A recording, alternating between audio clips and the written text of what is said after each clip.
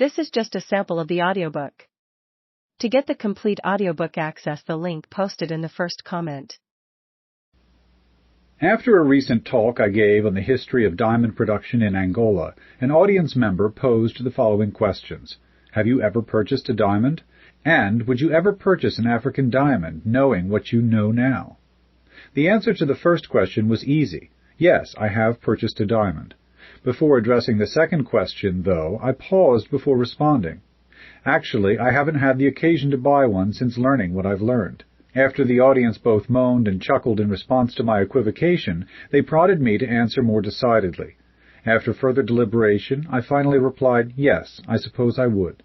In the pages that follow, this book strives to enable you to formulate your own informed answers to that audience member's second question. Most readers will come to this book with at least some knowledge of the continent's diamonds, often gleaned from different forms of popular culture. This output includes Graham Greene's famous novel The Heart of the Matter, 1948, and, more recently, both Kanye West's Grammy-winning single Diamonds from Sierra Leone, 2005, and the blockbuster film Blood Diamond, 2006. Other readers will have formed their impressions via the mainstream media, which has highlighted the African origins of many of the diamonds that consumers marvel at behind glass jewelry cases the world over. All of these sources, however, link African diamonds to unbridled chaos and, often, to unimaginable violence. What has been ignored is the much wider range of human experience associated with the extraction of diamonds from Africa's soils. For centuries, Africa's diamonds and other minerals have piqued the interest of outsiders and shaped the lives of countless African men, women, and children. This mineral wealth has subjected the continent's residents to carnage, exploitation, and widespread suffering. Yet this wealth has also prompted Africans to pursue creative migration, livelihood, and household strategies, cooperate across potential divides, and acquire technical and managerial skills, and has even facilitated the construction of peaceful, democratic states. In other words, exactly the types of developments that you'll never encounter in newspaper headlines or on TV news broadcasts. This book explores the major developments in the remarkable history of Africa's diamonds, from the initial international interest in the continent's mineral wealth during the first millennium AD down to the present day.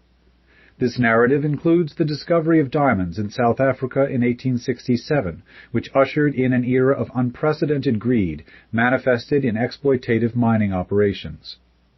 Following the ensuing scramble for Africa, during which African powers assumed control of virtually the entire continent, colonial regimes fashioned environments conducive to the commercial objectives of monopolistic diamond enterprises. These companies included, most famously, the industry giant De Beers, explored in detail in chapters 3 and 4.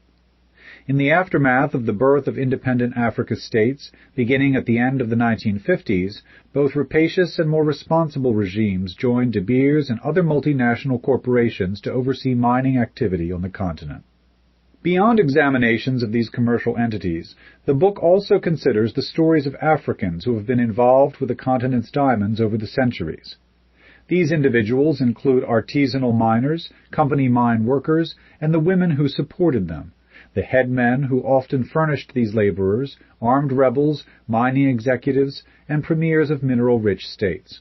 Although the industrial literature on diamonds tends to render these individuals anonymous, this text explores the highly varied relationships and experiences that Africans have had with the continent's diamonds. By exploring the multiplicity of the human experiences associated with the history of diamond production in Africa, I hope that you will see more than just a glittering accessory the next time you view a diamond in a glass jewelry case. Ultimately, the book aims to help you generate your own answers to the challenging question that the audience member posed to me. The global history of the diamond. Diamonds have been around a long, long time and continue to possess an almost mythical quality. Well before their discovery in Africa, the global pursuit of these gemstones had destroyed the fortunes of innumerable individuals while enriching the lives of many others. Legends about the importance of diamonds going well back into the past abound, but most simply reflect a more recent fondness for these stones' aesthetic brilliance projected onto earlier times. Yet we can with some certainty trace the desirability of diamonds back at least 2 millennia. For example, diamonds featured in a treatise in statecraft prepared during the reign of the Indian general Chandragupta, who had driven the Greeks from India in 322 BCE.